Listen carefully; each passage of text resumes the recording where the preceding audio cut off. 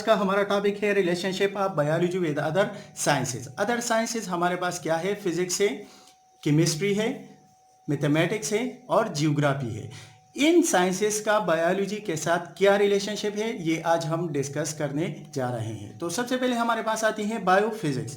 जिस तरह हम जानते हैं कि बायोलॉजी भी एक ग्रीक वर्ड है और फिजिक्स भी एक ग्रीक वर्ड है, जिसको हम कहते हैं फियोसिस ग्रीक वर्ड में। तो बायोलॉजी की अगर हम बात करें तो इसमें हम लिविंग थिंग्स की स्टडी करते हैं या लाइफ की स्टडी करते हैं। और फिजिक्स की अगर हम बात करें यानी फियोसिस ग्रीक वर्ड की बात करें तो इसकी मानी है नेचुरल साइंसेज। तो जब हम नेचुरल साइंसेज की स्टडी करते हैं तो ये फिजिक्स है, और जब हम लिविंग थिंग्स या लाइफ की स्टडी करते हैं तो ये बायोलॉजी में आता है। तो इसका क्या रिलेशन है, चलो डिस्कस करते हैं। तो चलते हैं डिफिनीशन की तरफ। To solve the biological problems with the help of physical techniques और फिनोमेना, यानी जो फिजिकल टेक्निक से, फिजिक्स के जो टेक्निक से, उसके जरिए अगर हम बायोलॉजी के प्रॉब्लम सॉल्व करते हैं तो ये रिलेशन है बायोफिजिक्स का। तो अगर मैं एग्जांपल आपको बता दूं तो सबसे पहले अगर बायोलॉजी की बात करें कि बायोलॉजिकल प्रॉब्लम क्या है, तो अगर हम देखें ह्यूमन एक बायोलॉजिकल थिंग है जिसका एक्सीडेंटल केस में अगर बोन फ्रैक्चर हो जाए तो ये एक प्रॉब्लम है, बायोलॉजिकल प्रॉब्लम है। और इसको हम जो स्टडी करते हैं और इस प्रॉब्लम को सॉल्व करते हैं तो इसमें मदद देता है हमारे पास एक्सरे मशीन, जिसके ज़रिए हम एक्सरे निकालते हैं और बोन फ्रैक्चर का पता चलता है कि कहाँ पर बोन फ्रैक्चर हुई है। तो ये एक्सरे मशीन फिजिक्स के साथ ताल्लुक़ रखता है और जो बोन फ्रैक्चर है ये एक बायोलॉजिकल प्रॉब्लम है। तो एक्सरे मशीन हमारे बायोलॉजिकल प्रॉब्लम को सॉल्व करने में मदद देता है, तो ये भी बायोफिजिक्स का रिलेशन है। अगर इसके अलावा हम देखें ब्रेन है या हमारे पास स्पाइनल कॉर्ड है, इसमें मसला आ जाता है, प्रॉब्लम आ जाता है, तो ये भी एक बायोलॉजिकल प्रॉब्लम है क्योंकि ये भी बायोलॉजिकल थिंग्स में होता है। तो इसको सॉल्व करने में हमारे पास मदद देती है एमआरआई मशीन। एमआरआई एक फिजिकल मशीन है जो फिजिक्स के साथ ताल्लुक़ रखता है और ब्रेन यानी जो हमारे पास ब्रेन है या स्पाइनल कॉर्ड में अगर इसमें कोई मसला है तो इसको हम स्टडी करते हैं एमआरआई मशीन के जरिए। तो ये भी बायोफिजिक्स का रिलेशन है। अगले पेज की तरफ चलते हैं। हमारे पास दूसरा जो आता है उसको हम कहते हैं बायोकेमिस्ट्री। जिस तरह हम जानते हैं कि बायो लिविंग थिंग्स से के साथ रिलेशन रखता है, यानी हम लिविंग थिंग्स की स्टडी करते हैं। और केमिस्ट्री केमिकल रिएक्शंस, जब केमिकल रिएक्शंस आकर होते हैं तो इसको हम बायो केमिस्ट्री कहते हैं। डिफाइन करते हैं, it is concern with the chemicals reaction, जो केमिकल रिएक्शंस होते हैं that occurs in the living bodies या ऑर्गेनिज्म। जो भी हमारे पास लिविंग बॉडीज है या ऑर्गेनिजम्स है उसमें जो भी केमिकल रिएक्शंस अकर होते हैं उसको हम बायोकेमिस्ट्री में इंक्लूड करते हैं, क्योंकि केमिकल रिएक्शंस केमिस्ट्री के साथ ताल्लुक़ रखता है और जो लिविंग थिंग्स है ये बायोलॉजी के साथ ताल्लुक़ रखता है। तो इसको हम बायोकेमिस्ट्री कहते हैं। तो चलते हैं एग्जाम्पल के जरिए हम इसको थोड़ा और भी वाज़ेह कर देते हैं। फॉर एग्जाम्पल मैं अगर बता दूं फोटोसिंथेसिस, फोटोसिंथेसिस ये भी केमिकल रिएक्शंस के जरिए होता है। फोटोसिंथेसिस जिसमें प्लांट्स अपने लिए फूड बनाता है, जो छोटे मॉलिक्यूल्स है उसको अकोमुलेट करते हैं और इससे बड़े मॉलिक्यूल ग्लूकोज जैसे मॉलिक्यूल बनाते हैं। छोटे मॉलिक्यूल क्या है? कार्बन डाइऑक्साइड है, H2O है, बड़े मॉलिक्यूल्स ऐसे ग्लूकोज बनते हैं। तो ये भी केमिकल रिएक्शंस है जो कि बायोलॉजिकल बॉडी में अकर होते हैं। तो फोटोसिंथेसिस प्लांट्स में अकर होता है। प्लांट्स लिविंग बॉडी है और जो फोटोसिंथेसिस है ये केमिकल रिएक्शंस के जरिए होता है। तो ये भी बायोकेमिस्ट्री के साथ जो रिलेशन की बात करते हैं हम, तो ये बायोकेमिस्ट्री का रिलेशन है। बायोकेमिस्ट्री का किस तरह है? फोटोसिंथेसिस केमिस्ट्री यानी केमिकल रिएक्शंस है जो कि लिविंग बॉडी यानी प्लांट्स में अकर्स होते हैं। तो ये भी बायोकेमिस्ट्री है। अगर मैं दूसरा चीज़ बता दूँ, रेस्पायरेशन।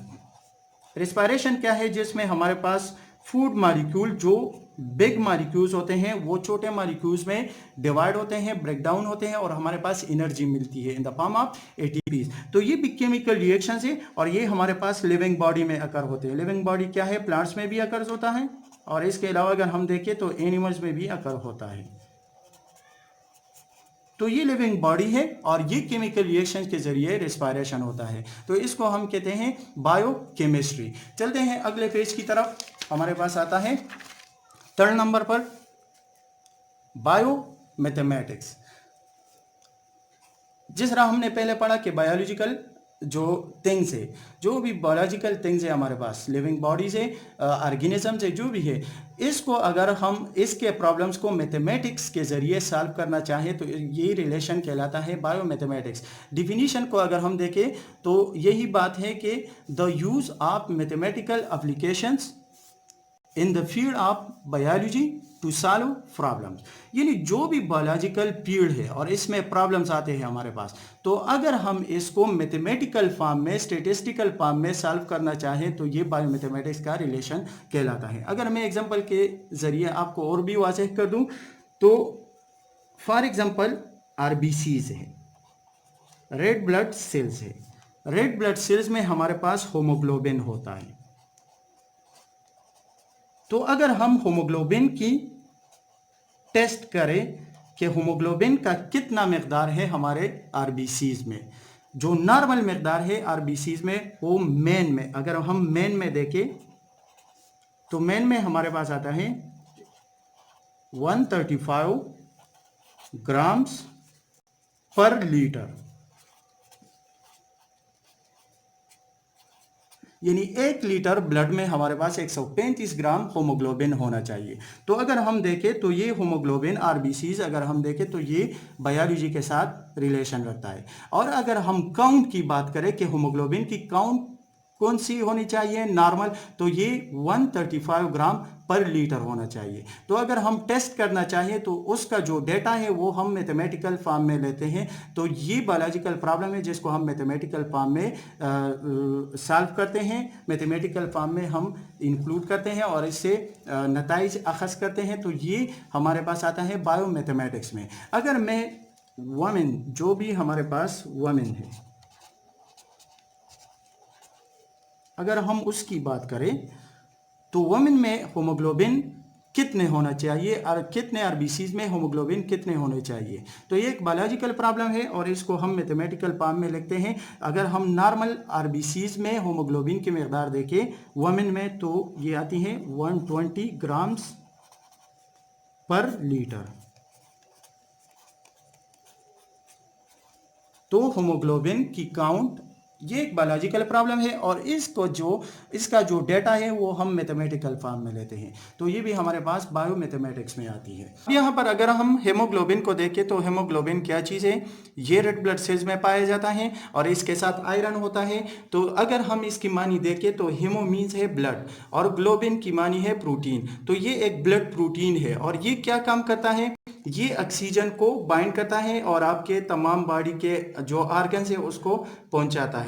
तो ये ऑक्सीजन के ट्रांसपोर्ट में मदद देता है, ये ऑक्सीजन को अपने साथ बाइंड कर सकता है। चलते हैं अगले पेज की तरफ। नंबर 4 पर आती है बायोजियोग्राफी। बायोजियोग्राफी क्या है, अगर हम देखें तो बायोलॉजिकल जो थिंग्स है, बायोलॉजिकल थिंग्स है, और जियोग्राफी जो अर्थ का रीजन होता है, जिसमें हम अर्थ की रीजन्स को स्टडी करते हैं उसको हम जियोग्राफी कहते हैं।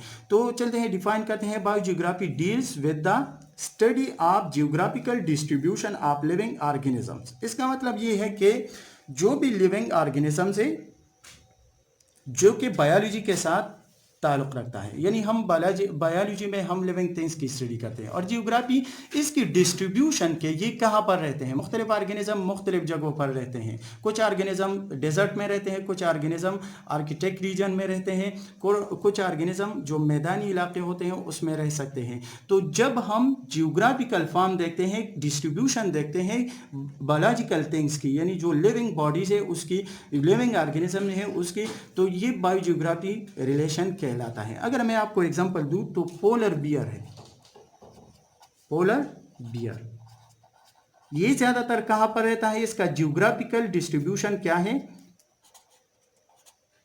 आर्कटिक रीजन, जहां पर सालों साल बर्फ पड़ता है। ठीक है, तो आर्कटिक रीजन में ये रहता है। ये क्यों वहां पर रहता है, अगर हम देखें ये डेजर्ट में क्यों नहीं रह सकता। डेजर्ट में ये इसलिए नहीं रह सकता कि पोलर बियर की बॉडी पर बहुत सारे बाल होते हैं और ये डिहाइड्रेशन की वजह से मर जा सकते हैं। तो अगर हम दूसरी तरफ देखें तो आर्कटिक रीजन में बहुत ज़्यादा सर्दी होती है तो इसका डिहाइड्रेशन कंट्रोल होता है। तो पोलर बियर आर्कटिक रीजन में इसलिए रहता है। दूसरी अगर हम बात करें तो पोलर बियर की जो खुराक है वो डेजर्ट में नहीं मिलता, वो फिशेस हैं